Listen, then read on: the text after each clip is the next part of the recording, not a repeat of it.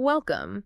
We're looking today at a really significant shift happening in finance globally. hmm And we're zooming in specifically on South Africa because the change there isn't just about, new technology. It feels much bigger. It really is. It's tied into economic and social goals in a very direct way. We're seeing the old models transform. Yeah, transforming into something almost invisible, like an interconnected utility, rather than just, well, banks. That's a good way to put it. So our aim today is to give you a quick but thorough analysis of two key concepts here: open finance and embedded finance.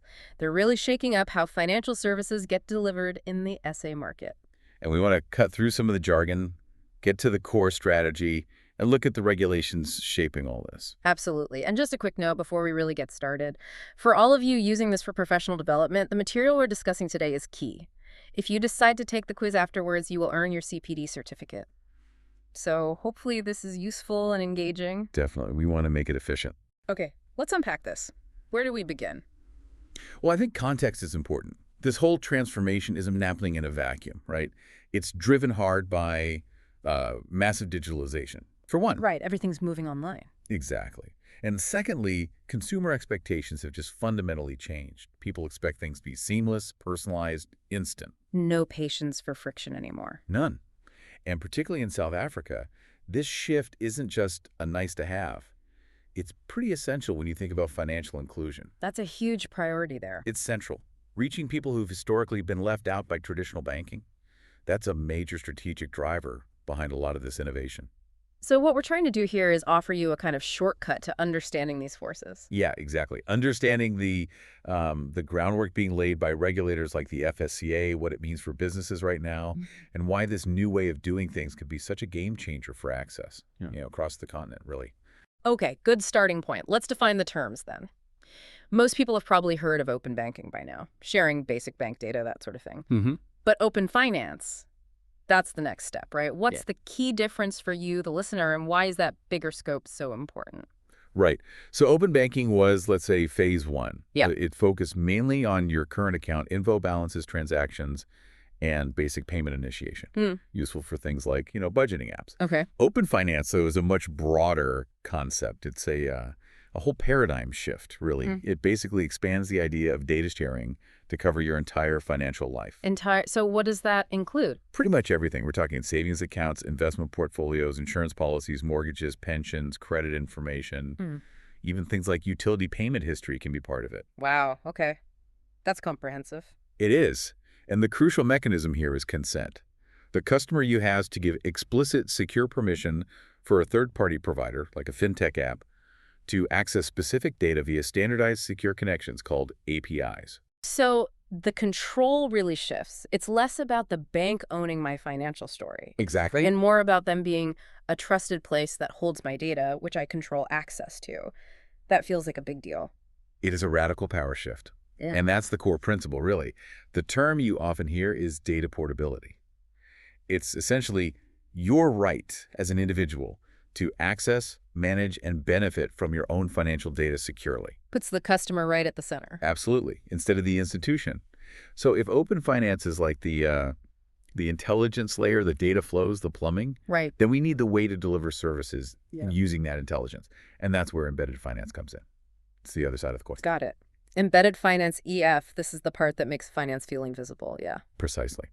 EF takes financial services, lending, insurance, payments, you name it, out of the traditional bank app or website and embeds them directly into the other apps and platforms people use constantly, like getting loan options when you're shopping online or travel insurance when you book a flight without leaving that site. Yeah. Okay, so putting it together, open finance provides the data access with your permission, and embedded finance uses that data to offer financial products right where you need them, almost without you noticing. You've got it. It signals this big pivot away from siloed institutions focused on their own products Right. towards these more fluid, customer-focused ecosystems Yeah. where finance is just a layer that helps you get things done.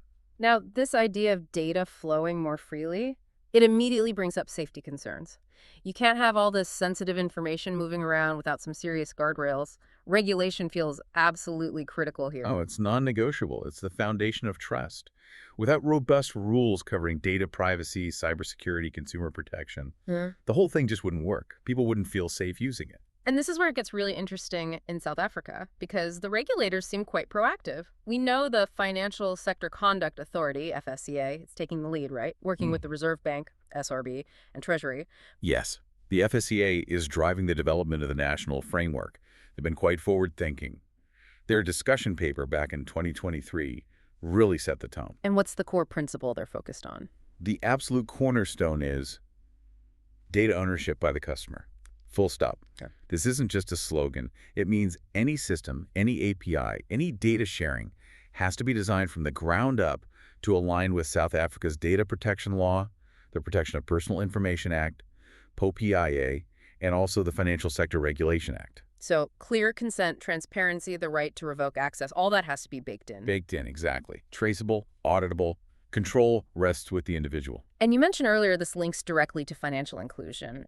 How does letting fintech, say, access more data actually help people who've been excluded from the system? It's potentially transformative. Think about it. Traditionally, if you didn't have a formal bank account or a long credit file with a bureau, getting credit was incredibly difficult, if not impossible. You were invisible to lenders. Completely invisible. Open finance opens the door to using alternative data sources. Things like your mobile money payment history, how reliably you pay your utility bills, maybe even rent payments or digital platform earnings. Data that paints a picture of financial behavior even without a traditional bank history. Exactly. This richer, non-traditional data lets fintechs and other lenders build more accurate, more nuanced risk profiles for people. It's not just a blunt yes-no based on an old score. So it could unlock credit for people who were previously shut out? That's the goal. Access to affordable credit, microinsurance tailored to their needs, other financial tools. It shows how the framework isn't just copying, say, the UK or EU model wholesale. It's being adapted with a South Africa-first lens. Tailored to the local reality. Yeah, considering the whole ecosystem, big banks, yes, but also fintechs, cooperatives, microfinance institutions, and crucially, that large segment of the population that's currently unbanked or underbanked. Okay, that regulatory piece is vital context. Let's pivot back to the delivery mechanism, then embedded finance. We said it's about making finance invisible. How is this actually showing up for consumers in South Africa right now? Where would I see it? Well, it shows up mainly through partnerships. What's happening is banks and insurers are realizing they don't necessarily need to own the customer interface for everything. Yeah. Instead, they can provide their core capabilities, their license, their balance sheet, their compliance infrastructure as a service. You hear terms like banking as a service, BaaS, or insurance as a service. So they provide the engine and other companies build experiences on top. Precisely. They offer these services through APIs, and non-financial companies embed them into their own customer journeys. It creates this whole partnership economy. Makes sense. Can you give some concrete examples? Sure. A really obvious one is in retail and e-commerce. Think about the explosion of buy now, pay later, BNPL options you see at online checkouts. Right, they're everywhere now. Exactly. Local players in SA like Pay Just Now or Float are good examples. You're buying something online, and right there on the payment page, you get an option to split the payment into installments, often with instant approval. And you never leave the retailer's website. You never leave. The financing decision is embedded seamlessly right at the point you need it. That's EF in action. Okay, what else? Another big area is the gig economy and mobility platforms. Think about drivers for platforms like Bolt or Uber. Okay. Those platforms often provide a whole suite of embedded financial services directly within the driver app. Things like digital wallets to receive earnings, maybe micro-insurance that's charged per trip or per kilometer, even access to short-term financing for fuel or vehicle maintenance. All integrated into the tool they use for work every day. Very convenient. Hugely convenient, and it goes beyond just consumers and gig workers. Think about critical sectors like agriculture. There's a growing field of agri-fintech. How does EF apply there? Well, instead of a smallholder farmer having to travel, maybe hours to a bank branch to apply for a loan for seeds or fertilizer. Right, a huge barrier. An embedded finance model might use data available through a digital marketplace where the farmer sells produce. Maybe combine that with weather data or satellite imagery to assess risk, and then offer tailored input financing or crop insurance directly through that marketplace app. Wow, that cuts out so much friction and potential costs. Massive gains in efficiency and, again, inclusion. For the user, the big win is that convenience and seamlessness, Yeah. getting the financial help they need right when they need it without jumping through hoops. And for the businesses embedding these services. New revenue streams, definitely, but also deeper customer loyalty and engagement because you're solving more of their problems within your platform. Okay, so we've got open finance as the data infrastructure, the intelligence, The plumbing. and embedded finance as the sleek, integrated delivery system. Let's connect them explicitly. You gave the BNPL example. If I get that instant loan approval on a shopping site that's EF, how is open finance working behind the scenes? Right, so that seamless EF experience relies heavily on the OF infrastructure running underneath. When you click Apply for BNPL, and assuming you've given consent, the system can instantly ping various data sources in real time via secure APIs. Like checking my bank account. Potentially, yes, to verify Okay. income, perhaps checking with a credit bureau for your history, maybe even confirming identity details, all happening in seconds. It's the open finance connections that allow the embedded provider to make that fast, informed credit decision. So one enables the other. The instant experience needs the instant data access. Exactly. Without that reliable, standardized, consent-based data flow from open finance, the whole instant embedded experience would likely break down or be much clunkier. But when you connect everything up like this, and financial services start appearing in unexpected places, it must create some challenges, right? You raised the issue of accountability earlier. Yeah, this is probably the biggest question regulators are wrestling with globally, and certainly in South Africa. If I, as a consumer, get what looks like a loan through my favorite online store, but technically it's provided by a BaaS partner behind the scenes, who's ultimately responsible? Responsible for what specifically? Well, for ensuring compliance with lending laws, for responsible lending practices, for handling complaints fairly, for data security. If something goes wrong, like a data breach or an unfair charge, where does the buck stop? With the store I interacted with or the licensed financial entity I never directly saw? That seems complicated. It is. And getting that regulatory alignment right is crucial. You need really clear coordination between the FSCA, focused on how firms conduct themselves with customers, and the SARB, focused on the stability and safety of the financial institutions themselves. And the new COFFI bill is meant to help with that. That's the intention behind the Conduct of Financial Institutions Bill, yes. To create a more unified framework for market conduct regulation across the financial sector, which should help clarify roles and responsibilities in these new blended models. But getting it implemented and fully understood takes time. Okay, so regulatory clarity is one hurdle. Right. What about the tech itself? You mentioned APIs, but integrating everything must be a challenge, especially with older systems. Huge challenge. Technological infrastructure is definitely a barrier. Many established banks and insurers are still running on complex, sometimes decades-old legacy IT systems. Not exactly built for plug-and-play APIs. Not at all. So integrating smoothly with modern, agile fintech platforms requires significant investment and effort. And then there's the issue of standards ensuring all these different APIs can actually talk to each other reliably and securely. We need common standards to emerge for the ecosystem to really flourish. Which brings us back to security. Always.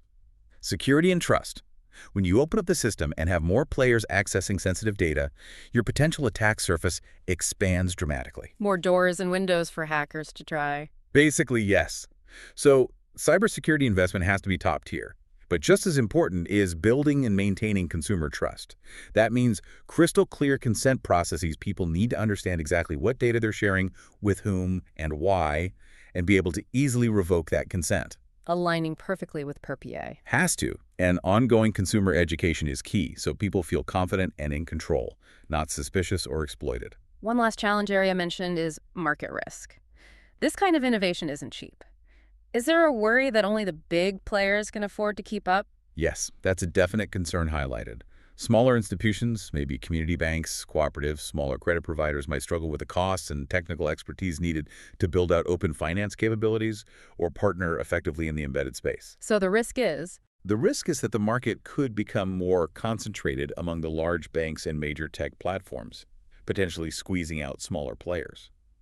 And that could, ironically, undermine the goal of broadening access if those smaller institutions serving specific communities can't compete. It's something the FSCA needs to watch closely. Okay, quite a few hurdles to navigate there. So let's try and pull this together. What's the big takeaway for someone listening to this? What does this all really mean?